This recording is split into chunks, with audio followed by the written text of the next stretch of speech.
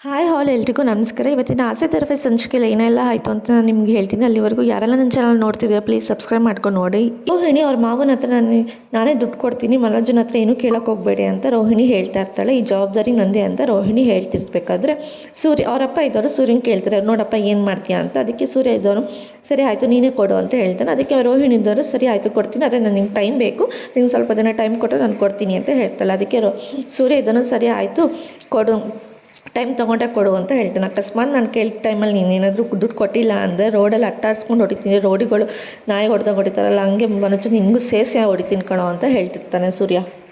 ಇಲ್ಲಿ ಈ ಕಡೆ ಕಸ್ತೂರಿ ಹಾಗೂ ಶಾಂತಿ ರೂಮಲ್ಲಿ ಕುತ್ಕೊಂಡು ಮಾತಾಡಬೇಕಾದ್ರೆ ಕಸ್ತೂರಿ ಹೇಳ್ತಿರೋ ನೋಡಿ ದಿನ ಒಂದು ದೊಡ್ಡ ಸಮಸ್ಯೆ ಆಗುತ್ತೆ ಅಂತ. ಅದಕ್ಕೆ ಶಾಂತಿ ಹೇಳ್ತಾರೆ ಅದೇನಾಗುತ್ತೆ ಆಗಲಿ ನಾನು ನೋಡ್ತೀನಿ ಅಂತ ಹೇಳ್ತಿರ್ಬೇಕಾದ್ರೆ ಈ ಕಡೆನೇ ಮನೋಜ ಮತ್ತು ಹಾಗೂ ರೋಹಿಣಿನೂ ರೂಮ್ ಒಳಗೆ ಬರ್ತಾರೆ. ಅದೇ ಟೈಮಿಗೆ ಕಸ್ತೂರಿ ಇದ್ದಾಳೆ, ನೋಡು ಮನೋಜ್ ನೀನು ಮಾಡಿದ ತಪ್ಪಿಗೆ ಇವಾಗ ನೋಡಿ ಇಷ್ಟು ದೊಡ್ಡ ಸಮಸ್ಯೆ ಆಗಿದೆ ಅಂತ ಕಸ್ತೂರಿ ಹೇಳ್ತಿರ್ಬೇಕಾದ್ರೆ ಅದೇ ಟೈಮ್ಗೆ ರೋಹಿಣಿ ಇದ್ದಳು ಅವ್ಳ ಕೈಯಲ್ಲಿ ಇದ್ದಿದ್ದ ಬಳೆನ ತೊಗೊಂಡು ಬಂದು ಅವ್ರ ಅತ್ತೆ ಕೊಡ್ತಾಳೆ. ಅದಕ್ಕೆ ಅತ್ತೆ ತೊಗೊಳ್ಳಿ ಬಳೆ ಅಂತ. ಅದಕ್ಕೆ ನೀನು ಯಾಕೆ ತಂದೆ, ಅವಳ ಮುಖದ ಮೇಲೆ ಎಸ್ತಿದ್ದೆ ತಾನು ಉಮ್ಮಾರು ಅವಳ ಹತ್ರ, ಅವಳಿಗೆ ಕೊಡು ಅಂತ ಹೇಳ್ತಾರೆ. ಇಲ್ಲ ಅತ್ತೆ ಅದು ಮನೋಜ್ ಮಾಡಿದ ತಪ್ಪಿಗೆ ನೀವು ಯಾಕೆ ಕೊಡ್ತಿದ್ದೀರಾ, ನಾನು ಹೇಳಿದ್ದೀನಿ ನಾನೇ ದುಡ್ಡು ಕೊಡ್ತೀನಿ ಅಂತ ರೋಹಿಣಿ ಹೇಳ್ತಿರ್ತಾಳೆ.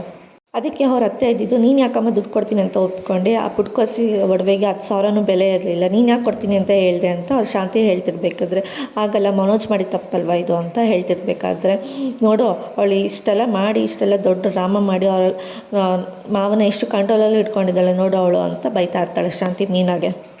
ಈ ಒಡವೆ ನನಗೆ ಬೇಡ, ಸಕ್ಕರೆ ಬೆಲೆ ಶಾಂತಿ ಭಿಕ್ಷೆ ಆಗ್ತೆ ಮೀನಾಗೆ ಅಂತ ಅಂದ್ಕೊಂಡು ಕೊಟ್ಬಿಡು ಅವಳಿಗೆ ಈ ಒಡವೆ ಅಂತ ಶಾಂತಿ ಹೇಳ್ತಾ ಇರ್ತಾಳೆ. ಅದಕ್ಕೆ ರೋಹಿಣಿ ಇದೆಲ್ಲ ಮನೋಜಿಂದನೇ ತಾನಾಗಿದೆ, ಇದು ಮನೋಜನೇ ಸರಿ ಮಾಡ್ತಾರೆ, ನೀವು ಯಾಕೆ ಟೆನ್ಷನ್ ತೊಗೊತೀರಾ ಅಂತ ಹೇಳಿ ಒಡವೆನ ತೊಗೊಳ್ಳಿ ನಾನು ಇಲ್ಲೇ ಡ್ರಾಯರಲ್ಲಿ ಇಟ್ಟಿರ್ತೀನಿ ಅಂತ ಹೇಳಿ ಇಟ್ಟಿರ್ತಾಳೆ. ಅದೇ ಟೈಮ್ಗೆ ಮನೋಜ್ ಹೋಗ್ಬಿಟ್ಟು ಅಮ್ಮ ಸಾರಿ ಅಮ್ಮ ಇದೆಲ್ಲ ನನ್ನಿಂದನೇ ಆಗಿದ್ದಲ್ವಾ ಅಮ್ಮ ಅಂತ ಹೇಳ್ತಿರ್ಬೇಕಾದ್ರೆ ಶಾಂತಿ ಇದ್ದಾಳೆ ಹೌದು ನಿನ್ನಿಂದನೇ ಆಗಿದ್ದು ಅಂತ ದೊಡ್ಡ ಕಪಾಳಕ್ಕೆ ಬಾರಿಸ್ತಾನೆ. ಹೌದು ಇದಕ್ಕೆಲ್ಲ ಕಾರಣ ನೀನೇ ಅಂತ ಹೇಳ್ತಿರ್ತಾಳೆ. ಎಲ್ಲರೂ ಮುಂದೆ ನಂದೇ ತಪ್ಪು ಅಂತ ಹೋದ್ರು ಬಿಟ್ಟಲ್ಲ, ಇವಾಗ ನೋಡಿ ನಾನು ಸಿಗಾಕೊಂಡೆ ಅಂತ ಹೇಳ್ತಿರ್ತಾಳೆ ಶಾಂತ. ಅದೇ ಟೈಮ್ಗೆ ಕಸ್ತೂರಿ ಇದ್ದಾಳು ಆ ನಿಂಬೆಹಣ್ಣಿಂದ ಪ್ರಭಾವ ಇದು, ನೀನೇ ಬುದ್ಧಿವಂತ ಅಂತ ಅಂದ್ಕೊಂಡಿದ್ದೆ, ಅದು ನೋಡು ನಿನ್ಕಿನ ತಲೆ ಉಪಯೋಗಿಸಿ ಸೂರಿ ನಿನ್ನ ಬಾಯಿಂದ ನಿಜ ಹೆಂಗೆ ಕಕ್ಸ್ತಾ ನೋಡು ಅಂತ ಕಸ್ತೂರಿಗೆ ಮನೋಜ್ಗೆ ಹೇಳ್ತಿರ್ತಾಳೆ.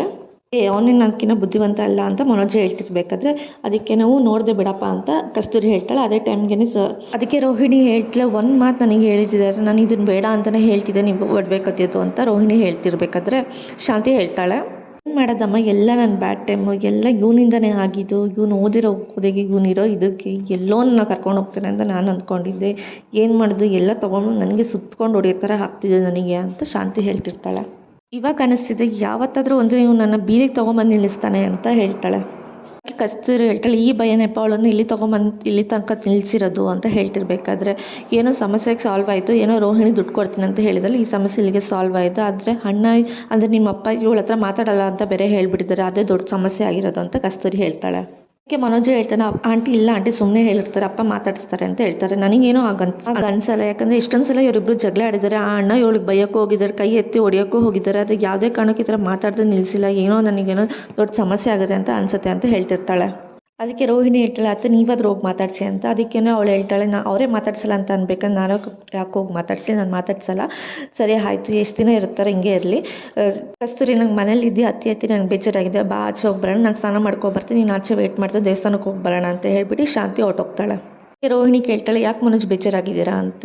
ಏನು ಬೇಜಾರಿಲ್ಲ ಮಾವ ಅತ್ತೆ ಹತ್ರ ಮಾತಾಡಲ್ಲ ಅಂತ ಬೇಜಾರ ನಿಮಗೆ ಅಂತ. ಅದಕ್ಕೆ ಮನೋಜ್ ಹೇಳ್ತಾನೆ ಆ ಥರ ಏನೂ ಇಲ್ಲ, ನನಗೆ ಬೇಜಾರಾಗಿರೋದು ನೀನು ಬೇರೆ ದುಡ್ಡು ಕೊಡ್ತೀನಿ ಅಂತ ಬೇರೆ ಹೇಳಿದ್ಯಾ, ಆದರೆ ಆ ಒಡವೆನೇ ಇತ್ತಲ್ಲ ಅದು ಅಮ್ಮನ ಬಳೆ ಇದ್ದೀನಿ ಅದನ್ನೇ ಕೊಡ್ಬೋದಿತ್ತಲ್ವಾ ಅಂತ ಹೇಳ್ತಾನೆ. ಅದಕ್ಕೆ ಸುರಾಯಿಸ್ಬಿಟ್ಟು ಬೈಕೊಂಡು ಹೋಗ್ತಾಳೆ ರೋಹಿಣಿ. ನಾನೇನು ತಪ್ಪು ಹೇಳಿದ್ದೀನಿ, ನಾನು ಇರೋದನ್ನೇ ಹೇಳಿದ್ದೀನಿ ಅಲ್ವಾ, ಪಾಪ ಇವಳಕ್ಕೆ ಕಷ್ಟಪಡ್ತಾಳೆ, ಇರೋ ಬಳೆ ಅಮ್ಮನ ಬಳೆ ಹೇಗಿದ್ದು ಇತ್ತಲ್ಲ ಅದನ್ನು ಕೊಟ್ಬಿಟ್ಟು ದುಡ್ಡು ಅದನ್ನು ಮಾರ್ಬಿಟ್ಟು ದುಡ್ಡಾದ ತೊಗೊಬರ್ಬೋದಿತ್ತಲ್ಲ, ನಾನು ಏನು ಮಾಡಿದ್ರು ಇಲ್ಲೆಲ್ಲ ತಪ್ಪು ಅಂತಾರೆ ಅಂತೇಳಿ ಮನೋಜ್ ಒಬ್ಬನೇ ಬೈಕೊತಾ ಇರ್ತಾನೆ, ಮಾತಾಡ್ತಾ ಇರ್ತಾನೆ. ಕಸ್ತೂರಿನೂ ಹಾಗೂ ಶಾಂತಿನೂ ದೇವಸ್ಥಾನಕ್ಕೆ ಅಂತ ಹೋಗಿ ಮಂಗಳಾರತಿ ಮಾಡಿಸ್ಕೊಂಡು ಬರ್ತಾರೆ. ಅವಾಗ ಕಸ್ತೂರಿ ಶಾಂತಿಗೆ ಹೇಳ್ತಾಳೆ ನಿಂದೇ ತಪ್ಪು ಕಣೆ, ನೀನೇ ಸಾರಿ ಕೇಳ್ಬೋದಿತ್ತಲ್ವಾ ಅಂತ. ನಾನೇ ಸಾರಿ ಕೇಳಬೇಕು, ಆ ಮಾರೋಳು ಮೀನಿನ ಹತ್ರ ನಾನು ಕಾಲು ಹಿಡ್ದು ಕ್ಷಮೆ ಕೇಳಬೇಕು, ನನ್ನ ಕೈಲಿ ಆಗಲ್ಲ ಅಂತ ಹೇಳ್ತಿರ್ಬೇಕು ಅಲ್ವೇ ಶಾಂತಿ, ನೀನು ನಿನ್ನ ಮಗನ ಕಾಪಾಡಬೇಕು ಅಂತ ಹೇಳ್ಬಿಟ್ಟು ನೀನು ಮೀನವ್ರ ಅಮ್ಮನ ಮೇಲೆ ನಿಮ್ಮ ಅತ್ತೆ ಮೇಲೆ ತಪ್ಪು ಹೊರಿಸ್ಬಿಟ್ಟೆ ಅಂತ ಹೇಳ್ತಿರ್ತಾಳೆ. ಅದಕ್ಕೇ ಕಸ್ತೂರಿ ಹೇಳ್ತಾಳೆ, ನೀನು ಯಾಕೆ ಯಾವಾಗಲೂ ಅವ್ರ ಮೇಲೆ ಕೋಪ ಮಾಡ್ಕೊಂಡಿರ್ತೀಯ ಮೀನು ಅವ್ರ ಫ್ಯಾಮಿಲಿ ಮೇಲೆ ಅಂತ. ಅದಕ್ಕೆ ಹ್ಞೂ ಕಣೆ, ನಾನು ಹಾಗೆ ಕಣೆ, ನಂದು ರಾಯಲ್ ಫ್ಯಾಮಿಲಿ, ನಾನು ಇರೋದೇ ನನ್ನ ಜಾತಕದಲ್ಲಿ ಇದೆ, ನಾನು ದುಡ್ಡಿಂದನೇ ಸಾಯಬೇಕು, ದುಡ್ಡಲ್ಲೇ ನಾನು ಬದುಕಬೇಕು, ಹಂಗೆ ಹಿಂಗೆ ಅಂತ ಹೇಳಿ ಶಾಂತಿ ಒಬ್ಬಳೇ ಮಾತಾಡ್ತಾ ಇರ್ತಾಳೆ. ಅದೇ ಟೈಮ್ಗೆ ಶ್ರುತಿ ಅವ್ರ ಅಮ್ಮನೂ ಬರ್ತಾರೆ. ಶ್ರುತಿ ಅವ್ರ ಅಮ್ಮ ಬಂದ್ಬಿಟ್ಟು, ಏನಕ್ಕೆ ಯಾಕೆ ದೇವಸ್ಥಾನಕ್ಕೆ ಬಂದ, ಏನಕ್ಕೆ ಸಪ್ಪೆ ಆಗಿದ್ದೀರಾ, ಏನು ಪ್ರಾಬ್ಲಮ್ ಆಗಿದೆ ಮನೇಲಿ ಅಂತ ಕೇಳ್ತಾರೆ. ಇಲ್ಲ ಆ ಥರ ಏನಿಲ್ಲ, ಪ್ರಾಬ್ಲಮ್ ಏನಾಗಿಲ್ಲ ಅಂತ ಶಾಂತಿ ಹೇಳ್ತಿರ್ಬೇಕಾದ್ರೆ, ಇಲ್ಲ ನಿಮ್ಗೆ ಯಾಕೋ ಬೇಜಾರಲ್ಲಾಗಿದ್ದರೆ, ಏನಾಗಿದೆ ಪ್ರಾಬ್ಲಮ್ ಆಗಿದ್ರೆ ಹೇಳಿ, ನಾನು ಸಾಲ್ವ್ ಮಾಡ್ತೀನಿ, ದುಡ್ಡಿಂದ ಏನಾದರೂ ಪ್ರಾಬ್ಲಮ್ ಇದೆ ನನಗೆ ಹೇಳಿ, ನಾನು ಸಾಲ್ವ್ ಮಾಡ್ತೀನಿ ಅಂತ ಹೇಳ್ತಿರ್ತಾಳೆ. ಹೌದು, ನಿಮ್ಮ ಕೈ ಯಾಕೆ ಈ ಥರ ಆಗಿದೆ ಅಂತ ಕೇಳ್ತಾಳೆ. ಏನಾಗಿದೆ, ನನ್ನ ಕೈಯಲ್ಲಿ ಪ್ರಸಾದ ಇದೆ ಅಂತ ಹೇಳ್ತಾಳೆ. ಅದಕ್ಕೆ ಇಲ್ಲ ನಿಮ್ಮ ಕೈಯಲ್ಲಿ ಬಳೆ ಇಲ್ಲ, ಯಾಕೆ ಬಳೆ ಇಲ್ದಿರೋ ಥರ ಇದ್ದೀರಾ ಅಂತ ಕೇಳ್ತಾಳೆ. ಹಾಗೇನಿಲ್ಲ ಅಂತ ಹೇಳ್ತಿರ್ಬೇಕಾದ್ರೆ ಅವಳಿಗೆ ಏನಾಗಿದೆ ಹೇಳಿ ಅಂತ ಹೇಳ್ತಿರ್ಬೇಕಾದ್ರೆ, ಅದಕ್ಕೆ ಕಸ್ತೂರಿ ಇದ್ದವಳು ನೆನ್ಪು ಮಾಡ್ಕೊಂಡು ನಿಜ ಹೇಳು ಅಂತ ಹೇಳ್ತಿರ್ಬೇಕಾದ್ರೆ, ಏನು ನಿಜ ಏನು ಅಂತ ಶ್ರುತಿ ಅವ್ರ ಅಮ್ಮ ಕೇಳ್ತಿರ್ಬೇಕಾದ್ರೆ, ಹಾಗೇನಿಲ್ಲ, ನಾನು ಎಣ್ಣೆ ಸ್ನಾನ ಮಾಡಬೇಕಾದ್ರೆ ಹಾಗೆ ಕೈಯಲ್ಲಿ ಬಿಚ್ಚಿಬಿಟ್ಟು ಬಂದುಬಿಟ್ಟೆ, ಮರ್ತೋಗ್ಬಿಟ್ಟೆ ಅಂತ. ಓ, ನಿಮಗೆ ಮರವಿನ ಕಾಯಿಲೆ ಬೇರೆ ಇದೆಯಾ, ವಯಸ್ಸಾಗಿದೆಯಲ್ಲ ಅದಕ್ಕೆ ನೀವು ಮರ್ತಿದ್ದೀರಾ ಅಂತ ಹೇಳ್ತಿರ್ತಾಳೆ. ಅದಕ್ಕೆ ಶಾಂತಿ ಇದ್ದವಳು, ನನಗೇನು ಮರವಿನ ಕಾಯಿಲೆ, ಯಾಕೆ ನಿಮಗಿಂತ ಏಜ್ ದೊಡ್ಡೋಳಾಗಿಲ್ವ ನಾನು, ಅದಕ್ಕೆ ಅಂತ ಹೇಳ್ತಿರ್ತಾಳೆ. ನಿಮಗೆ 3 ಜನ ಮಕ್ಕಳು, ನನ್ನ ಮಗಳು ಅದರಲ್ಲಿ ಲಾಸ್ಟ್ನವಳು, ನನಗೆ ಒಬ್ಬಳೇ ಮಗಳು, ನಿಮ್ಮ ಮಗಳಿಗೆ ನಮ್ಮ ಮಗಳು ನಿಮಗೆ ಸೊಸೆಯಾಗಿ ಬಂದಿದ್ದಾಳೆ, ಹಂಗಾಗಿ ನನಗೆ ನಿಮ್ಗಿಂತ ಏಜ್ ಕಮ್ಮಿ ಇದೆ, ಸೊ ಯಾವುದನ್ನು ಮರಿಬೇಡಿ ಅಂತ ಹೇಳ್ತಿರ್ತಾಳೆ. ಶ್ರುತಿ ಹಾಗೂ ಮೀನಾ ಸೂರ್ಯ ಕುತ್ಕೊಂಡು ಮಾತಾಡ್ತಾ ಇರಬೇಕಾದ್ರೆ ಮೀನಾ ಹೇಳ್ತಾಳೆ, ನಂದೇನ್ರಿ ತಪ್ಪಿದೆ, ಯಾಕ್ರಿ ಯಾವಾಗಲೂ ನನಗೆ ಬೈತಾರೆ ಅಂತ ಹೇಳ್ತಿರ್ತಾರೆ, ನಾನು ಬಳೆ ಯಾಕ್ರಿ ನನ್ನ ಮುಖದ ಮೇಲೆ ಎಸೆದ್ರಿ ಅಂತ ಕೇಳ್ತಿರ್ಬೇಕಾದ್ರೆ, ಅದಕ್ಕೆ ಸೂರ್ಯ ಹೇಳ್ತಾನೆ, ನಿನಗೆ ಗೊತ್ತಿಲ್ವಾ, ಮೀಸೆ ಬಿದ್ರೂ ಮಣ್ಣಾಗಲ್ವ ನೋಡು, ಆ ಥರ ಇವ್ರದ್ದು ಕ್ಯಾರೆಕ್ಟರು, ಏನೇ ತಪ್ಪಿದ್ರು ಇವ್ರದ್ದು ಮಾತ್ರ ಏನಿದೆ ಅಂತ ತೋರಿಸ್ಕೊಳ್ಳಲ್ಲ, ಹಂಗೆ ಬಿಂಗಾಣ ಉಡ್ಕೊಂಡು ಹಂಗೆ ನಿನ್ನ ಮೇಲೆ ಎತ್ತಾಕಿರೋದು ಅಷ್ಟೇ ಅಂತ ಹೇಳ್ತಿರ್ತಾನೆ ಸೂರ್ಯ. ಅದಕ್ಕೆ ಮೀನಾ ಹೇಳ್ತಾಳೆ, ನಾನೇನ್ರಿ ಮಾಡಿದ್ರಿ, ಇದ್ರಲ್ಲಿ ನಂದೇನು ತಪ್ಪಿದೆ ಅಂತ ಹೇಳ್ತಾಳೆ. ಅದಕ್ಕೆ ಶ್ರುತಿ ಇದ್ದಳು, ಮೀನಾ ಅವರೇ ಹಾಗಲ್ಲ, ಅವ್ರಿಗೆ ಮಾವ ಇರೋದು, ಅವ್ರಿಗೆ ಸತ್ಯ ಆಚೆ ಬಂದಿರೋದು ಎಲ್ಲನೂ ನಿಮ್ಮ ಮೇಲೆ ತೋರಿಸ್ತಿದ್ದಾರೆ ಕೋಪ ಅಷ್ಟೇ, ನಿಮ್ಮದೇನೂ ತಪ್ಪಿಲ್ಲ ಅಂತ ಶ್ರುತಿ ಹೇಳ್ತಿರ್ತಾಳೆ.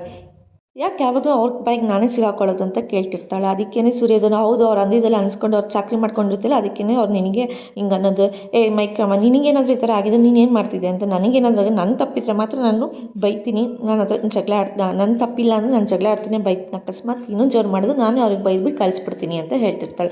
ನೋಡಿ, ಈ ಥರ ಇರಬೇಕು, ಇಷ್ಟೊಂದು ಟ್ಯಾಲೆಂಟಾಗಿ ಇರಬೇಕು, ನೀನು ಈಗ ಅವ್ರು ಅಂದಿದ್ದೆಲ್ಲ ಅನ್ಸ್ಕೊಂಡೆಲ್ಲ ಇರ್ತಿಲ್ಲ, ಅದಕ್ಕೆ ನಿನಗೆ ತಿರ್ಗಿಸಂತಾರೆ, ಅವ್ರ ಥರ ಕಲಿ ನೀನು ಅಂತ ಸೂರ್ಯ ಹೇಳ್ತಿರ್ತಾಳೆ ಮೀನಾಗೆ. ಶ್ರುತಿ ಇದ್ದಳು, ಸೂರ್ಯ ಅವರೇ ನೀವಕ್ಕೆ ಕಸ್ತೂರಿ ಆಂಟಿನ ಕರೆಸಿದ್ದು ಅಂತ ಕೇಳ್ತಾಳೆ. ಅದಕ್ಕೆ ಸೂರ್ಯ ಇದ್ದವನು, ಅಯ್ಯೋ ಅವರಿಬ್ಬರು ಕ್ಲೋಸ್ ಫ್ರೆಂಡ್ಸ್ ಅಲ್ಲ, ಅವ್ರು ಬಂದರೆ ಸ್ವಲ್ಪ ಬಾಯ್ ಬಿಡ್ತಾರೆ, ಬಾಗಿಲು ತೆಗಿತಾರೆ ಅಂತ ಹೇಳ್ಬಿಟ್ಟು ನಾನು ಅವ್ರನ್ನ ಕರೆಸಿದ್ದಷ್ಟೇ. ನೋಡೋರು ಬಂದಮೇಲೆ, ಅದಕ್ಕೆ ಶ್ರುತಿ ಅವ್ರು ಬಂದಮೇಲಿಂದನೇ ಜಾಸ್ತಿ ಆಗಿದ್ದು ಪ್ರಾಬ್ಲಮ್ಮು. ಅವ್ರ ಪಾಡಿಗೆ ಅವ್ರು ತಿನ್ನೋರು, ಮಲಗೋರು, ಬೆಳಗ್ಗೆ ಎದ್ದು ಆಚೆ ಬರೋರು, ನೀವು ಯಾಕೆ ಇಷ್ಟೊಂದೆಲ್ಲ ಟೆನ್ಷನ್ ತೊಗೊಂಡ್ರಿ ಅಂತ ನೋಡು. ಅದಕ್ಕೆ ಸೂರ್ಯ ನೀನು ಬಂದು ಸ್ವಲ್ಪ ದಿನ ಆಯಿತು ನೋಡಿ, ನೀನು ಎಷ್ಟು ಬೇಗ ಸಕ್ಕರೆನ ಅರ್ಥ ಮಾಡ್ಕೊಂಡಿದ್ದೆ ನೋಡು ಮೀನು, ಇದೇ ಥರ ಇರಬೇಕು, ಅವ್ರ ಪಾಡಿಗಿರೋರು, ನೀನು ಯಾಕೆ ಈ ಥರ ಎಷ್ಟು ದೊಡ್ಡದು ಮಾಡ್ತಿದ್ಯಾ ಅಂತ ಮೀನಿಗೆ ಹೇಳ್ತಿರ್ತಾನೆ ಸೂರ್ಯ. ಆದರೂ ಮಾವ ಯಾಕೆ ಇಷ್ಟೊಂದೆಲ್ಲ ಕೋಪ ಮಾಡ್ಕೊಂಡು ಮಾತಾಡ್ತಾಯಿಲ್ಲ ಅಂತ ಶ್ರುತಿ ಕೇಳ್ತಿರ್ಬೇಕು. ಸೂರ್ಯ ಹೇಳ್ತಾನೆ, ನಮ್ಮ ಅಪ್ಪನಿಗೆ ಸ್ವಲ್ಪ ಸ್ವಾಭಿಮಾನ ಜಾಸ್ತಿ, ಹಾಗಾಗಿ ಅವ್ರು ಇದನ್ನು ಇದು ಮಾಡ್ತಿದ್ದಾರೆ ಅಷ್ಟೇ, ಎಷ್ಟು ಹೇಳಿದ್ರು ಇವ್ರು ಬುದ್ಧಿ ಕಲಿತಿಲ್ಲ, ಅಲ್ಲಿ ಇವ್ರಿಗೆ ಏನಾದರೂ ಮಾಡಬೇಕಂತೇಳಿ ಅಪ್ಪ ಈ ಥರ ಮಾಡ್ತಿದ್ದಾರೆ ಅಷ್ಟೇ ಅಂತ ಸೂರ್ಯ ಹೇಳ್ತಾನೆ. ಅದಕ್ಕೆ ಮೀನು ಹೇಳ್ತಾಳೆ, ನೀವಾದರೂ ಹೋಗಿ ಮಾತಾಡೋದಕ್ಕೆ ಕೇಳಿ, ನೀವು ಹೇಳಿದ್ರೆ ಮಾವ ಕೇಳ್ತಾರೆ, ಮಾತಾಡೋದಕ್ಕೆ ಕೇಳಿ ಅಂತ ಹೇಳ್ತಾರೆ. ಅದಕ್ಕೆ ಶ್ರುತಿ ಇದ್ದಳು, ನೋಡಿ ಮೀನವ್ರು ಇದರಲ್ಲಿ ನಾವು ತಲೆ ಹಾಕೋದು ಬೇಡ, ಅವ್ರು ಇಷ್ಟ ಅವ್ರು ಏನಾದರೂ ಮಾಡ್ಕೊತಾರೆ, ಯಾಕಂದರೆ ಅವರಿಬ್ಬರು ಮಧ್ಯದಲ್ಲಿ ಬಂದಿರೋ ಪ್ರಾಬ್ಲಮ್ ಅವರೇ ಸಾಲ್ವ್ ಮಾಡ್ಕೊತಾರೆ, ನನಗೆ ಅನ್ಸೋ ಪ್ರಕಾರ ನಾನು ಹೋಗಲ್ಲ, ನೀವೇನಾದರೂ ಮಾಡ್ತೀರಂದರೆ ಮಾಡ್ಕೊಳ್ಳಿ, ನನಗೆ ಅನ್ಸೋ ಪ್ರಕಾರ ಅವರಿಬ್ಬರನ್ನೇ ಸಾಲ್ವ್ ಮಾಡ್ಕೊತಾರೆ ಬಿಡಿ ಅಂತ ಹೇಳ್ಬಿಟ್ಟು ಶ್ರುತಿ ಹೊರಟೋಗ್ತಾಳೆ. ಅದಕ್ಕೆ ಮೀನೇ ಇದ್ದಳು, ಸೂರ್ಯ ಇದ್ದನು, ಇಲ್ಲ ನಾವೇನೂ ಹೇಳೋದು ಬೇಡ, ಅವರೇ ಮಾತಾಡ್ತಾರೆ, ಸುಮ್ಮನೆ ಇರು ಅಂತ ಹೇಳ್ತಿರ್ತಾರೆ. ಶಾಂತಿ ಹಾಗೂ ಕಸ್ತೂರಿ ದೇವಸ್ಥಾನಕ್ಕೆ ಹೋದಾಗ ಶಾಂತಿ ಹೇಳ್ತಾಳೆ, ನನಗೆ ಅನ್ಸೋ ಶ್ರುತಿಗೆ ದುರಂಕಾರ ಇದೆ ದುಡ್ಡಿಂದ, ಅಂದರೆ ಇವ್ರ ಅಮ್ಮಂಗೆ ಅದಕ್ಕಿಂತ ಜಾಸ್ತಿ ದುರಂಕಾರ ಇದೆ, ನನಗೆ ವಯಸ್ಸಾಗಿದೆ ಅನ್ನೋ ಥರ ಮಾತಾಡೋಗ್ತಾಳೆ, ಅವಳಿಗೇನು ವಯಸ್ಸಾಗಿಲ್ವಾ, ಇದಕ್ಕೆಲ್ಲ ಕಾರಣ ನೀನುಂದೆ ಅಂತ ಹೇಳಿ ಅವರಿಬ್ಬರು ಜಗಳ ಆಡ್ತಿರ್ತಾರೆ ಇದರಲ್ಲಿ ದೇವಸ್ಥಾನದಲ್ಲಿ. ಏನೋ ಆಗಿದೆ ಅಂದರೆ ನಾನು ಬೆಳಗ್ಗೆ ತಿಂಡಿಯೊಂದು ಹಾಗೆ ಬಂದಿದೆ ಅಂತ ಹೇಳ್ತಿರ್ತಾಳೆ ಕಸ್ತೂರಿ. ನನಗೆ ಗೊತ್ತು ಕಣೆ, ನಿಂಗೆ ಹೊಟ್ಟೆ ಹಸಿತಿದೆ ಅಂತ, ನನಗೆ ಇಷ್ಟೆಲ್ಲ ಪ್ರಾಬ್ಲಮ್ ಇದೆ, ನಿನ್ಗೆ ಹೊಟ್ಟೆ ಹಸ್ತಿದೆ ಚಿಂತೆ ಅಂತ ಹೇಳ್ತಿರ್ತಾಳೆ. ಅಯ್ಯೋ ಇದಕ್ಕೆಲ್ಲ ನೀನು ಮಾಡ್ಕೊಂಡಿದ್ರು ನನಗೇನು ಕೇಳ್ತಿದ್ಯಾ ಅಂತ ಕಸ್ತೂರಿ ಹೇಳ್ತಾಳೆ. ಸರಿ ಆಯಿತು ಬಾ, ಅಲ್ಲೇ ದೇವಸ್ಥಾನದಲ್ಲಿ ಪ್ರಸಾದ ಕೊಡ್ತಾರೆ, ಕಡಕ್ಕಾಗಿ ತಿಂದ್ಬಿಟ್ಟು ಹೋಗುತ್ತೆ ಬಾ ಅಂತ ಹೇಳ್ಬಿಟ್ಟು ಕರ್ಕೊಂಡು ಹೋಗ್ತಾಳೆ. ಸರಿ ಆಯಿತು ನಡೆಯೋ ಅಂತ ಹೇಳ್ಬಿಟ್ಟು ಇಬ್ಬರೂ ಹೋಗ್ತಾರೆ ದೇವಸ್ಥಾನದಿಂದ. ಅದೇ ಟೈಮ್ಗೆ ಇಲ್ಲಿ ಮಾವ ಬಂದುಬಿಟ್ಟು ಮೀನನ್ನು ಕರೀತಾಳೆ, ಮೀನಾ ಹಾಗೂ ಸೂರ್ಯ ಇಬ್ಬರು ಬನ್ನಿ ಅಂತ. ಅದಕ್ಕೆ ಮೀನು ಹೋಗ್ಬಿಟ್ಟು ಸೂರ್ಯನ ಕರ್ಕೊಂಡು ಬರ್ತಾರೆ. ಏನಪ್ಪ ಏನು ವಿಷಯ, ಇಬ್ಬರನ್ನು ಕರೆಸಿ ಮಾತಾಡ್ತಿದ್ದೀರಾ ಅಂತ. ಅದಕ್ಕೆ ಬನ್ನಿ ಇಲ್ಲಿ ಕೂತ್ಕೊ ಬನ್ನಿ ಅಂತ ಹೇಳ್ತಾರೆ. ಇದಕ್ಕೆಲ್ಲ ಕಾರಣ ಬಂದುಬಿಟ್ಟು ಶಾಂತಿನೇ ಆಗಿರ್ಬೋದು, ಆದರೆ ನಿಮ್ಮ ಹತ್ರ ನನ್ನ ಕೈ ಮುಗಿದು ಕ್ಷಮೆ ಕೇಳ್ತೀನಿ, ಇದಕ್ಕೆಲ್ಲ ಕ್ಷಮಿಸ್ಬಿಡಿ ಅಂತ ಕೇಳ್ತಿರ್ಬೇಕಾದ್ರೆ ಅದಕ್ಕೆ ಮೀನಾ ಹಾಗೂ ಸೂರ್ಯ, ಅಯ್ಯೋ ಅಪ್ಪ ನೀವೇ ಕ್ಷಮೆ ಕೇಳ್ತಿದ್ದೀರಾ, ನಿಮ್ಮದಲ್ಲಿ ಇದೆಲ್ಲ ಏನು ತಪ್ಪಿದೆ, ನೀವು ಈ ಥರ ಎಲ್ಲ ಕೇಳಕ್ಕೆ ಹೋಗ್ಬೇಡಿ ಅಂತ ಮೀನಾ ಹೇಳ್ತಾಳೆ. ಅದಕ್ಕೆ ಸೂರ್ಯ ಅದನ್ನಪ್ಪ ನೀವು ಈ ಥರ ಎಲ್ಲ ಕೇಳಕ್ಕೆ ಹೋಗ್ಬೇಡಿ ಅಂತ ಹೇಳ್ತಾರೆ. ಅದಕ್ಕೆ ಏನಿಲ್ಲ, ಅವಳಿಗೆ ನಾನು ಆವಾಗಲೇ ಮುಂಚೆನೇ ತಿದ್ದಿ ಬುದ್ಧಿ ಹೇಳಿದಿದ್ರೆ ಈ ಥರ ಎಲ್ಲ ಆಗ್ತಿದ್ದಿಲ್ಲ, ಅವಳೇ ಸರಿ ಆಗ್ತಾಳೆ ಅಂತ ನಾನು ಸುಮ್ಮನೆ ಸಮಾಧಾನ ಸಮಾಧಾನ ಮಾಡ್ಕೊಂಡಿದ್ದೆ. ಅದಕ್ಕೆ ಎಷ್ಟು ಮಾಡಿದ್ರು ಅವ್ಳು ಸಮಾಧಾನ ಆಗ್ತಿಲ್ಲ, ಎಷ್ಟು ಮಾಡಿದ್ರು ಅವ್ಳು ಸರಿನೂ ಆಗ್ತಿಲ್ಲ, ಅವನು ಸರಿ ಆಗ್ತಿಲ್ಲ. ಇಬ್ರಿಗೂ ಏನಾದರೂ ಮಾಡಬೇಕು. ಪಾಪ ಮೀನಾ ಏನೇ ಪ್ರಾಬ್ಲಮ್ ಇದ್ರೂ ಎಲ್ಲ ಸಹಿಸ್ಕೊಂಡು ಹೋಗ್ತಾಳೆ. ಇವಳ ಜಾಗದಲ್ಲಿ ಬೇರೆ ಇನ್ಯಾವ ಸೊಸೆ ಆಗಿದ್ದಿದ್ರು ಸಹಿಸ್ಕೊಂಡು ಹೋಗ್ತಾಳೆ. ಇಷ್ಟೊಂದು ಮನೆ ರಣರಂಗ ಆಗ್ತಿದ್ರು. ಪಾಪ ಇವಳಾಗಿದ್ದಕ್ಕೆ ಇದ್ದಾಳೆ, ಸುಧಾರಿಸ್ಕೊಂಡು ಹೋಗ್ತಿದ್ದಾಳೆ ಮನೆಯೆಲ್ಲ. ನೀನು ಕೈ ಮುಗಿದು ಕೇಳ್ಕೊತೀನಿ ಅಮ್ಮ, ನಮ್ಮನ್ನ ಕ್ಷಮಿಸ್ಬಿಡು ಅಂತ ಹೇಳ್ತಾರೆ. ಅದಕ್ಕೇ ಇಲ್ಲಪ್ಪ ನಿಮ್ಗೇನೂ ತಪ್ಪಿಲ್ಲ, ಇದ್ರಲ್ಲಿ ಮಾಡಿರೋದು ಮನೋಜನ ತಪ್ಪು, ಮನೋಜ ಕ್ಷಮೆ ಕೇಳಬೇಕು, ನೀವ್ಯಾಕೆ ಕೇಳ್ತೀರಾ, ಇದ್ರಲ್ಲಿ ಮನೋಜನ ತಪ್ಪಿರೋದ್ರಿಂದ ಅಂತ ಹೇಳ್ತಿರ್ತಾರೆ. ಆಮೇಲಿಂದ ಹೇಳ್ತಾನೆ, ಇದೆಲ್ಲ ನಮಗೇನು ಹೊಸ್ತಾ ಅಪ್ಪ, ಚಿಕ್ಕ ವಯಸ್ಸಿಂದ ನೋಡಿಲ್ವಾ, ಅವನಿಗೇನೇ ಪ್ರಾಬ್ಲಮ್ ಆಗಿಬಿಟ್ಟು ಸಕ್ಕರೆ ಹತ್ರ ನಿಂತ್ಕೊಂಡು ಕೇಳ್ತಾನೆ. ಅವರ ಅಮ್ಮ ಸಕ್ಕರೆ ಕರ್ಗೋ ಹೋಗ್ಬಿಟ್ಟು ಫುಲ್ಲು ಅವನಿಗೆ ಸಪೋರ್ಟ್ ಮಾಡ್ತಾರೆ. ಇದ್ರಲ್ಲಿ ನಮಗೇನು ಹೊಸ್ತದಲ್ವ, ನಾವು ಚಿಕ್ಕ ವಯಸ್ಸಿಂದ ನೋಡ್ಕೊಂಡೇ ಬಂದಿದ್ದೀವಪ್ಪ, ನೀವು ಇದಕ್ಕೆಲ್ಲ ತಲೆ ಹಾಕೋಕ್ಕೆ ಹೋಗಬೇಡಿ ಬಿಡಿ ಅಂತ ಹೇಳ್ತಾನೆ ಸೂರ್ಯ. ಇಲ್ಲ ಅಮ್ಮ, ಇದಕ್ಕೆ ನಮ್ಮದೇ ಕ್ಷಮಿಸ್ಬಿಡು, ಹೋಗ್ಲಿ ಬಿಡಪ್ಪ, ಇದಕ್ಕೆಲ್ಲ ಏನು ಪ್ರಾಬ್ಲಮ್ ಇಲ್ಲ, ನೀವು ಅಮ್ಮನ ಹತ್ರ ಮಾತಾಡ್ಬೋದಲ್ವಾ ಅಂತ ಸೂರ್ಯ ಹೇಳ್ತಾನೆ. ಇಲ್ಲ, ಇದು ಯಾವುದೇ ಕಾರಣಕ್ಕೂ ನಾನು ಮಾತಾಡಲ್ಲ, ಯಾಕಂದರೆ ಇದು ಅವಳ ತಪ್ಪು, ಇದು ಅವಳಂತೂ ಸರಿಯಾಗಿಲ್ಲ, ಸರಿ ಆಗೋದು ಇಲ್ಲ, ಸರಿ ಆಗ್ತಾಳೆ ಅಂದರೆ ನಾನು ಅದು ಸರಿ ಆಗಲೇ ಇಲ್ಲ ಅವಳು ಯಾವುದೇ ಕಾರಣಕ್ಕೂ. ಅದಕ್ಕೆ ಇನ್ಮೇಲಿಂದ ನಾನೇ ಸರಿ ಆಗ್ತೀನಿ, ಇನ್ಮೇಲೆ ನಾನೇ ನಿರ್ಧಾರ ತೊಗೊತೀನಿ, ಅವಳಿಗೆ ಯಾವುದೇ ಕಾರಣಕ್ಕೂ ನಾನು ಅವಳನ್ನ ಮಾತಾಡ್ಸಲ್ಲ ಅಂತ ಹೇಳ್ತಾ ಇರ್ತಾನೆ.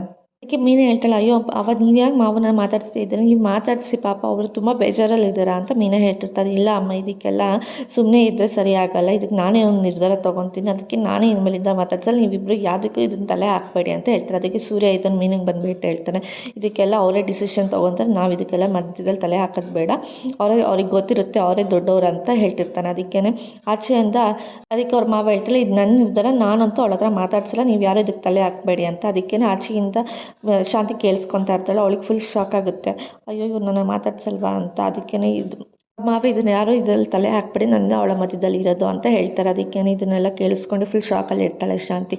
ಇವತ್ತಿನ ಸಂಚಿಕೆಯಲ್ಲಿಗೆ ಮುಕ್ತಾಯ ಆಯಿತು. ನಾಳಿನ ಸಂಚಿಕೆಯಲ್ಲಿ ಏನಾಯಿತು ಅಂತ ನಾನು ನಿಮ್ಗೆ ಹೇಳ್ತೀನಿ. ಅಲ್ಲಿವರೆಗೂ take care, bye bye, thanks for watching.